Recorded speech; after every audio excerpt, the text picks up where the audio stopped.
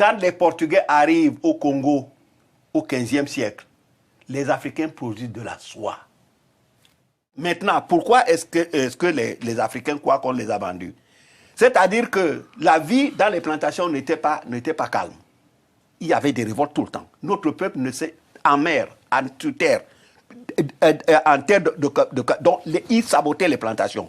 Jusqu'au jour où on demandait aux enfants, et les enfants disaient au maître blanc, vous êtes allés attraper nos parents en Afrique, vous les avez amenés ici. Alors pour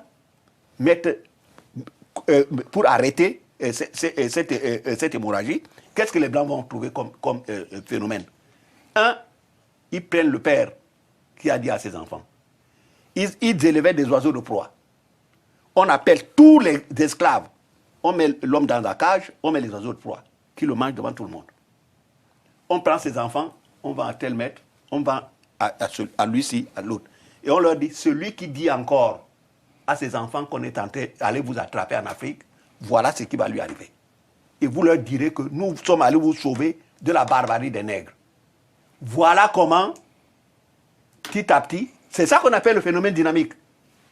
Un siècle, 2 siècles, ça devient la vérité. Et les Noirs ont fini par croire que les Africains ont fini par croire que ce sont leurs propres frères qui les ont vendus.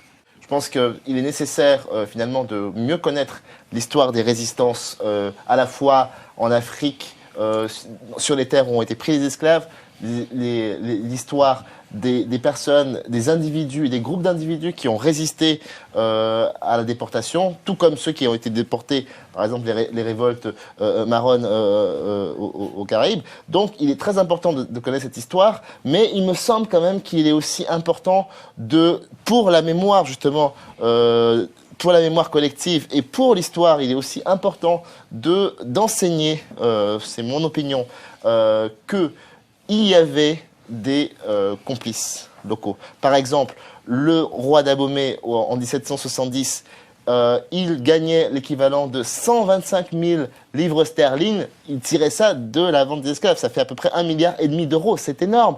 L'essentiel, et c'était pas un blanc, c'était un noir.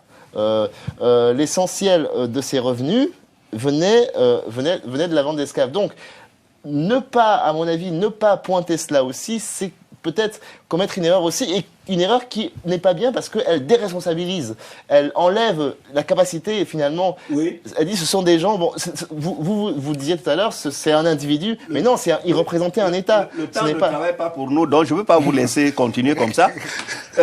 Vous savez, c'est une astuce. Vous me dites en 1700 combien? 1700, leçon 1700. Ouais. Les razzias négrières ont commencé en Afrique en 1441. Oui. Bien. 3 siècles après. Voilà. C'est ça qu'on appelle le phénomène dynamique. Ça veut dire quoi? C'est comme vous êtes en train de me dire là. Vous me dites, oui, voilà, les francophones et les anglophones sont toujours battus en Afrique depuis qu'ils... Bon, j'ai une date. 1440, Kanga Moussa, il va faire son pèlerinage à la Mecque et il a 1500 esclaves. Kanga Moussa, c'est pas la transatlantique, ça. C'est pas Kanga Moussa. Ça, c'est la traite... lui aussi, il a vendu des... Non, la différence fondamentale, vous allez voir la différence. J'en parle dans mon livre. La différence fondamentale est que Kanga Moussa faisait le djihad. Ce n'est pas la même chose. Parce que c'est les rois, à part Komboro, au XIIe siècle, qui a adhéré lui-même à l'islam, tous les autres empereurs africains, quand ils adhéraient, leur peuple les lâchait. Donc ils faisaient le djihad. C'est-à-dire qu'ils forçaient leur propre population à devenir musulmans. Sinon, ils les vendaient. C'est ça. Donc c'est totalement différent. Sur le phénomène dynamique, vous avez 30 secondes. Et l'émission est terminée. Je veux dire ceci. Aujourd'hui, vous allez dire, voilà, les francophones et les anglophones se sont toujours battus depuis que l'Afrique existe. Mais depuis que l'Afrique existe, les Africains n'étaient pas des anglophones. Ils ne parlaient ni l'anglais ni le français. Donc vous êtes en train de prendre une période où ces gars-là ont fabriqué, c'est-à-dire que vous naissez dans un pays où il n'y a que le seul commerce qui existe en Afrique. C'est pour ça que je dis que c'est l'or noir. Il n'y avait que la traite négrière. Les gens ne savaient rien d'autre. Voilà. Donc ça veut dire qu'on les a conditionnés pour ne faire que ça. C'est-à-dire que quand on siffle la fin du jeu, les gens se demandent, mais comment nous allons vivre? Ils ne cultivent même plus la terre.